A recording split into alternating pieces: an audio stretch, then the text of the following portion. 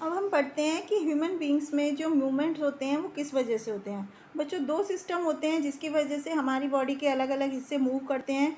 सबसे पहले होता है स्केलेटल सिस्टम और दूसरा होता है मस्कुलर सिस्टम। तो सबसे पहले हम स्केलेटल सिस्टम के बारे में पढ़ते हैं। स्केलेटल सिस्टम का क्या काम होता है? ये हमारी बॉडी को सपोर्ट देता है और हमारे जो डेलिकेट इंटरनल ऑर्गन्स होते हैं, अंदर की तरफ हमारे शरीर के जो ऑर्गन्स होते हैं उनको प्रोटेक्ट करता है, उनकी रक्षा करता है और हमारी बॉडी को एक फ्रेम देता है, जिस एक ढांचा बनाता है हमारे शरीर का, जिसे हम स्केलेटल सिस्टम बोलते हैं। तो स्केलेटल सिस्टम के बहुत सारे काम होते हैं, जैसे कि हमने अभी बताया, ये हमारी ब्लड को प्रोड्यूस करता है हमारी बॉडी के लिए और हमारे मिनरल्स को भी स्टोर करता है और हमारी बॉडी के मूवमेंट में भी हमारी हेल्प करता है। स्केलेटल सिस्टम जो होता है बच्चों, वो हड्डियों और कार्टिलेज से मिलकर बना होता है। बोन्स जो होती हैं वो थोड़ी हार्ड होती हैं, जबकि कार्टिलेज जो होते हैं वो सॉफ्ट और इलास्टिक होते हैं। जैसे इनको आराम से हम मोड़ सकते हैं, जैसे कि हमारे ईयर लोब में, कान का जो हिस्सा होता है वहाँ पर, और नाक में जो होते हैं ये कार्टिलेजेस होते हैं। इसके बाद अब हम ह्यूमन स्केलेटल सिस्टम के अलग अलग हिस्सों के बारे में पढ़ेंगे कि ह्यूमन स्केलेटल सिस्टम जो होता है वो किस तरह से 4 बॉडी पार्ट्स में बटा होता है। सबसे पहले स्कल होता है, रिब्स, बैकबोन या जिसको हम स्पाइन भी बोलते हैं, और नेक्स्ट होता है लम्ब्स। तो सबसे पहले हम स्कल के बारे में पढ़ते हैं, जो स्केलेटल सिस्टम का इम्पॉर्टेंट पार्ट है, जो कि हमारे इंटरनल ऑर्गन ब्रेन को प्रोटेक्ट करता है। ब्रेन के चारों तरफ होता है और इसमें 22 हड्डियों से मिलकर के बना होता है, जो कि फिक्स्ड होती हैं, एक दूसरे से परमानेंटली जुड़ी हुई होती हैं। इनको मूव नहीं किया जा सकता सिवाय लोअर जॉ के। सिर्फ निचला जबड़ा होता है जिसको कि हम मूव कर सकते हैं, जिसकी वजह से हम बात करते हैं और खाने को चबाते हैं। इसके बाद दूसरा पार्ट होता है बैकबोन या स्पाइन, जिसको हम बोलते हैं, जिसको बैकबोन जो होती है उसे हम वर्टिब्रल कॉलम भी बोलते हैं। ये 33 छोटी छोटी हड्डियों से मिलकर बनी होती है, जो कि एक रिंग की शेप की रचना होती है और आपस में एक दूसरे से एक किनारे पर जुड़ी हुई होती है। बैकबोन हमारे स्पाइनल कॉर्ड को प्रोटेक्ट करती है और हमारे बैक को, मतलब कहाँ से शुरू होती है, ये हमारे गर्दन से शुरू होती है और हमारे सेंट्रल सपोर्टिंग रोड की तरह काम करती है। हमारे जो स्केलेटन हमारी बॉडी है उसको एक सपोर्ट देती है, मेन सपोर्ट हमें इसी रोड से मिलता है। दूसरा होता है रिब्स। रिब्स क्या होते हैं बच्चों? ये मुड़ी हुई हड्डियों के एक पिंजरे की तरह की संरचना होती है, जो कि हमारी चेस्ट कैविटी में होती है। इसमें हमारे हार्ट और लंग्स सुरक्षित रहते हैं इसकी वजह से, और इसको हम रिब केस बोलते हैं। इसमें 12 रिब्स होती हैं, जो कि 24 हड्डियों से मिलकर बनी होती हैं। 12 पेयर्स बने होते हैं हड्डियों के। तो रिब्स जो होती हैं एक दूसरे से पिछले बैकबोन में जुड़ी हुई होती हैं पीछे की तरफ, और जब हम अपनी उंगलियों से अपनी चेस्ट कैविटी के पास टच करेंगे तो हम उसको महसूस भी कर सकते हैं। इससे हमारा स्टमक और किडनी प्रोटेक्ट रहते हैं, बचे हुए रहते हैं, सुरक्षित रहते हैं। इसके बाद बच्चों हम लिम्ब्स के बारे में पढ़ते हैं। लिम्ब्स जो होते हैं ह्यूमन में दो पेयर्स होते हैं लिम्ब्स के। एक होता है फोर लिम्ब्स या अपर लिम्ब्स, जिसको कि हमारे हाथ होते हैं, और दूसरे होते हैं हिंड लिम्ब्स या लोअर लिम्ब्स, जो कि हमारे पैर होते हैं। तो जो हमारी बॉडी की सबसे लंबी हड्डी होती है वो हमारी थाई बोन होती है, जो हमारे पैर में होती है, जिसे हम फेमर बोलते हैं। और निचला जो हिस्सा, आधा हिस्सा होता है पैर का, उसमें शाइन बोन और काफ बोन होती हैं। तो हमारी जो एंकल होती है और जो पैर होते हैं उसमें बहुत सारी छोटी छोटी हड्डियाँ होती हैं। फेमर जो होता है, फेमर बोन जो होती है, वो हमारे कूल्हे की हड्डी से जुड़ी हुई होती है हिप जॉइंट के थ्रू। इसी तरह से हमारे जो हाथ का ऊपरी हिस्सा होता है उसमें ह्यूमरस बोन होती है, और नीचे हाथ के निचले हिस्से में 2 लंबी लंबी हड्डियाँ होती हैं, जिसमें कि हमारी कलाई और हमारे हाथ में बहुत सारी हड्डियाँ होती हैं। तो ह्यूमरस जो होती है वो वर्टिब्रल कॉलम से कॉलर बोन और शोल्डर ब्लेड के थ्रू जुड़ी हुई होती है।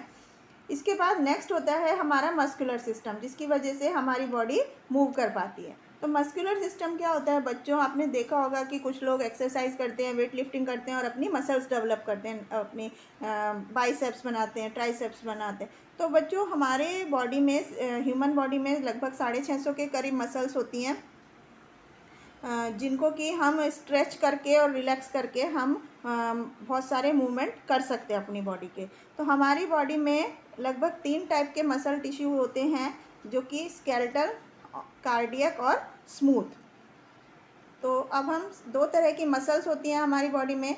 इनवॉलेंट्री और वॉलेंट्री। इनवॉलेंट्री मसल्स होती हैं जिनका कंट्रोल हमारे हाथ में होता है, हम अपनी मर्ज़ी से उनको हिला डुला सकते हैं। और इनवॉलेंट्री मसल्स होती हैं जिनको कि हम अपनी मर्ज़ी से हिला नहीं सकते, जैसे कि हमारा हार्ट है, हमारी बॉडी के जो इंटरनल ऑर्गन्स हैं, वो सब इनवॉलेंट्री मसल्स होती हैं।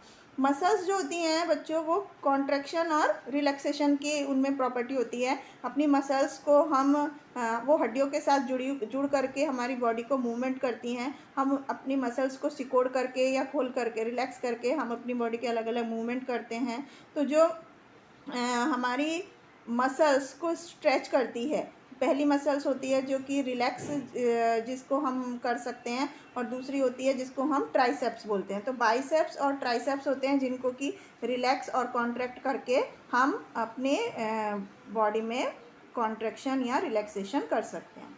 इसके बाद बच्चों नेक्स्ट होता है जिसकी वजह से हमारा मूवमेंट होता है, हमारी हड्डियों के जॉइंट्स। अलग अलग तरह के जॉइंट्स की वजह से हम अलग अलग तरह के मूवमेंट्स करते हैं। तो जॉइंट्स जो होते हैं, हमारी हड्डियां अलग अलग जगह पर एक दूसरे से जुड़ी हुई होती हैं, जिससे हमारा स्केलेटन सिस्टम जो होता है वो फ्लेक्सिबल हो जाता है, लचीला हो जाता है, जिसकी वजह से हम मूवमेंट कर पाते हैं। बहुत सारे स्ट्रॉन्ग और स्ट्रेची बैंड होते हैं जिनको कि हम लिगामेंट बोलते हैं।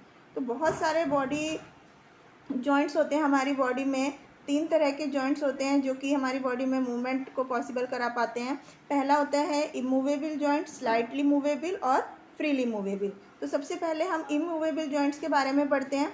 इस तरह के जॉइंट्स जो होते हैं उनमें किसी तरह का मूवमेंट नहीं होता है। इमूवेबल मतलब जिनमें किसी तरह का भी मूवमेंट नहीं होता है, जैसे कि हमारे ऊपरी जबड़े में होता है या हमारे सिर के बाकी हिस्से में होता है, और हमारी जो स्कल की हड्डियाँ होती हैं उनके बीच में जो जॉइंट्स होते हैं, या हमारे जो दांतों के सॉकेट के बीच में, वो सब इमूवेबल जॉइंट होते हैं, उनको हम हिला नहीं सकते हैं।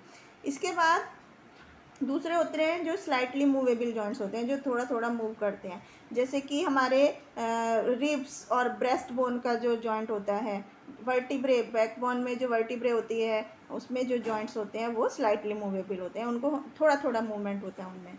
तीसरे होते हैं फ्रीली मूवेबल जॉइंट्स, जो कि इजीली हम किसी भी डायरेक्शन में, अलग अलग डायरेक्शन में उनको मूव कर सकते हैं, जैसे हमारा कंधा है, कोहनी है, गर्दन और घुटने के जो जॉइंट्स होते हैं वो फ्रीली हम उनको मूव कर सकते हैं। अब जो फ्रीली मूवेबल जॉइंट्स होते हैं वो कई तरह के होते हैं। सबसे पहले ball and socket joint, pivot joint, hinge joint और ग्लाइडिंग जॉइंट। तो हड्डियों के जॉइंट होने के बेस के ऊपर हम उनको 4 भागों में बांटते हैं।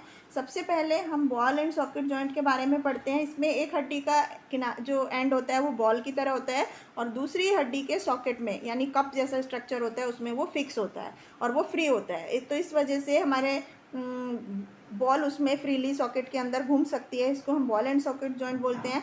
जैसे कि हमारे कूल्हे और कंधों के जॉइंट होते हैं, इस तरह के जॉइंट्स को हम लगभग किसी भी डायरेक्शन में इजीली घुमा सकते हैं। दूसरा होता है पिवोट जॉइंट। पिवोट जॉइंट जो क्या होता है, वो किसी एक एक्सिस के अलोंग हमारे बॉडी का मूवमेंट करता है, जैसे कि एक रिंग के अंदर कोई बोन फिट होती है और वो घूम सकती है। हमारी गर्दन जैसे होती है, वो एक पिवोट जॉइंट के अंतर्गत है, पिवोट जॉइंट की तरह काम करती है। इसके बाद नेक्स्ट होता है हमारा हिंज जॉइंट। हिंज जॉइंट क्या होता है, जैसे दरवाजे में कब्जा होता है, जो कि जैसे दरवाजा हमारा एक ही डायरेक्शन में खुल बंद हो सकता है, इसी तरह से ये जो हिंज जॉइंट होता है ये हमारी बॉडी के, जैसे हमारी कलाई में, कोहनी में होता है, घुटने में होता है, तो इसमें हम सिर्फ दरवाजे की तरह एक ही डायरेक्शन में अपनी बॉडी का मूवमेंट कर सकते हैं, बॉडी पार्ट का। इसके अलावा नेक्स्ट होता है ग्लाइडिंग जॉइंट। ग्लाइडिंग जॉइंट मतलब क्या होता है कि इसमें एक हड्डी दूसरे के ऊपर ग्लाइड करती है, एक आगे पीछे मूवमेंट कर सकती है, जैसे कि हमारी एंकल, टखने की जो हड्डी में जो जॉइंट होता है वो इसी तरह का होता है। तो इसमें स्लाइटली मूवमेंट होता है, इस जॉइंट में ज़्यादा मूवमेंट नहीं कर सकते हम इस जॉइंट में, तो इस तरह के जॉइंट्स को हम ग्लाइडिंग जॉइंट बोलते हैं। तो इस तरह से अलग अलग तरह के जॉइंट्स होते हैं हमारी बॉडी में, जिसकी वजह से हमारी बॉडी मूव कर सकती है। तो ये था बच्चों हमारे ह्यूमन बॉडी के बारे में, अलग अलग सिस्टम्स के बारे में। आई होप आपको समझ में आया होगा। Thank you.